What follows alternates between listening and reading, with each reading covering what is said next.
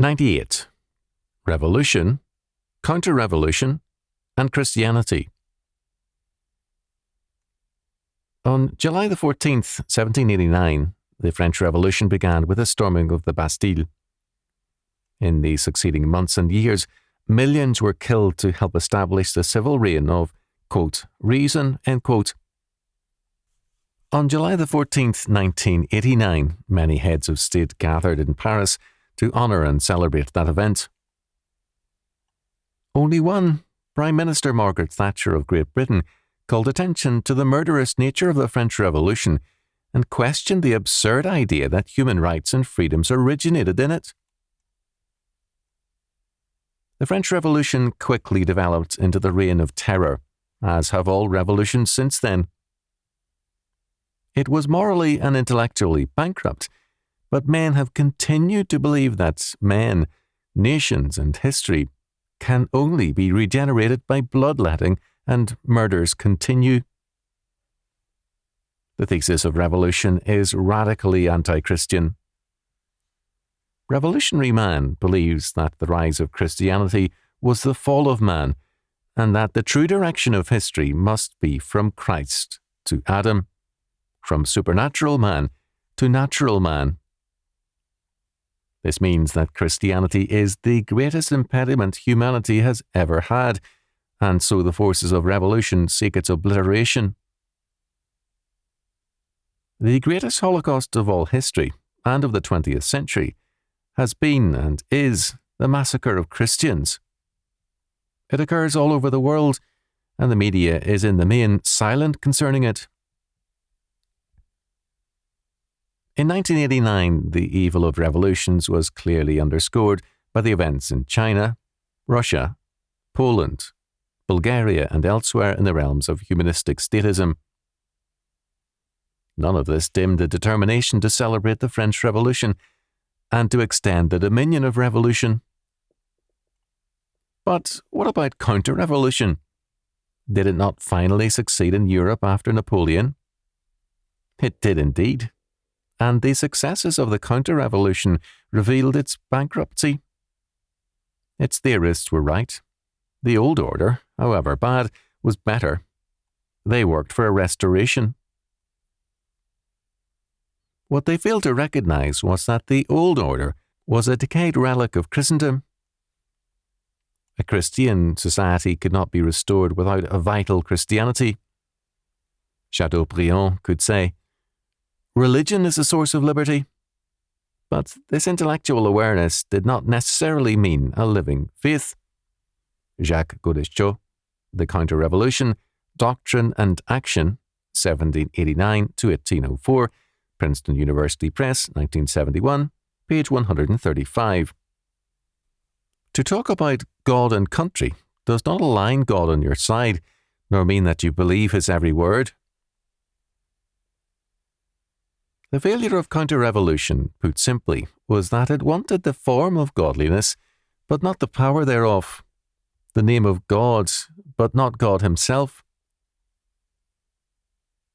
Men are not governed by echoes, however lovely their sound, and counter-revolution was an echo. The greatest theorist of the counter-revolution was Edmund Burke. Burke was a good analyst of his times. He knew the strength of the old order. Burke saw the value of Christian premises, but reality to him was continuity, not Jesus Christ. As a result, Burke's work was essentially a failure. Other men recognized the failure of the revolution and of the counter-revolution. For them, Christianity was not an option. Civilization, as they saw it, needed a new foundation. In this, they agreed with the French Revolution. Two men who were deeply concerned over this issue were Ralph Waldo Emerson and Thomas Carlyle. Both had abandoned Orthodox Christianity. Emerson, in Historic Notes of Life and Letters in New England, wrote of the new generation of men, born with knives in their brains, a tendency to introversion, self-dissection, and anatomizing of motives. These men with knives in their brains put the knife to Christianity. Emerson and Carlyle had seen the removal of Christianity from the centre of their own being. Even among conventional Christians, faith was less and less the dominant force in their lives. God's law was giving way to the state's law. Emerson and Carlyle were not as radical as men like Karl Marx, Max Steiner, and Friedrich Nietzsche. Although Carlyle did love destruction for its own sake, the attraction was mainly aesthetic. Kenneth Mark Harris, Carlyle and Emerson, Harvard University Press, 1978, page 116. As far as ideas were concerned, their premises were very radical. Man and history replaced God and Christ in their thinking. Ibid, page 117 following.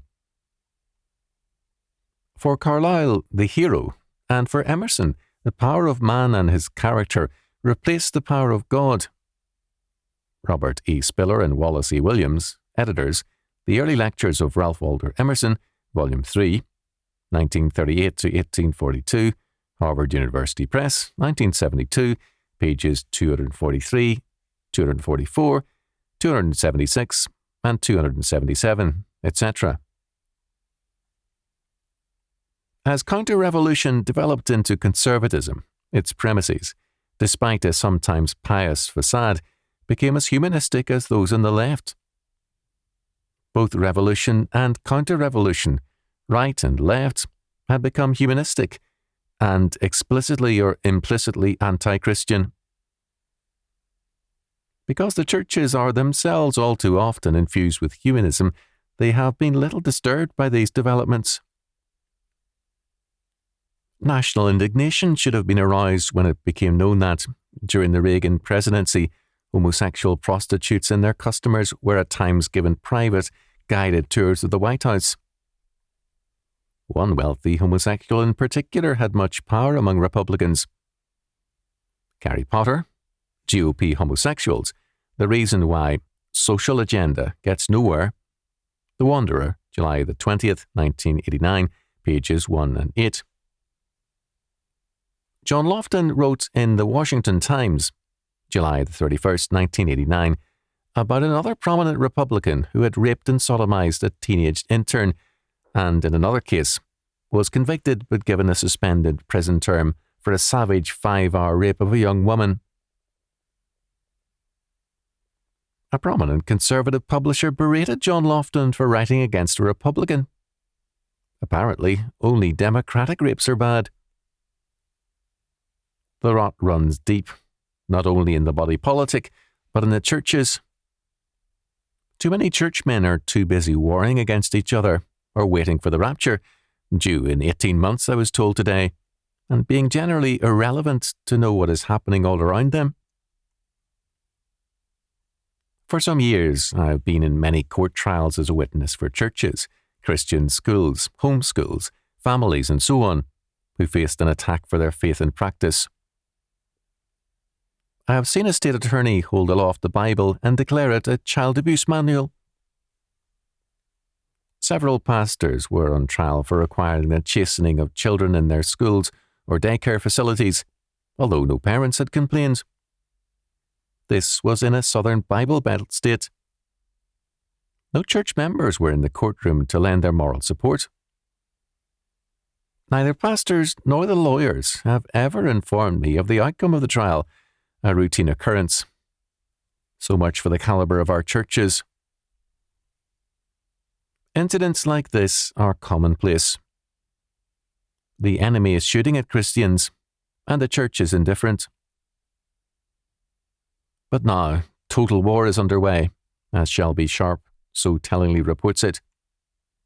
The purpose is the obliteration of Christianity.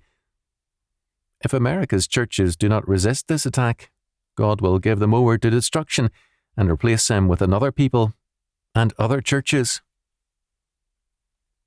In 1 Peter chapter 4, verse 7, we read, "For the time is come that judgment must begin at the house of God, and if it first begin at us, what shall the end be of them that obey not the gospel of God?" What will happen to churches who are blind to what is taking place? And what can we say of a political order which, faced with crisis upon crisis, plans to convert the country to methanol-powered automobiles, using a particularly dangerous and poisonous fuel? There is a growing blindness all around us, which is a prelude to God's judgment. There is a concern with irrelevant issues, which is always the mark of irrelevant man. We are at war, but the weapons of our war are not material, but biblical and spiritual ones. And our calling is to believe and obey the Lord, to bring people to Christ, to extend His dominion, and to establish the crown rights of our King in every area of life and thought.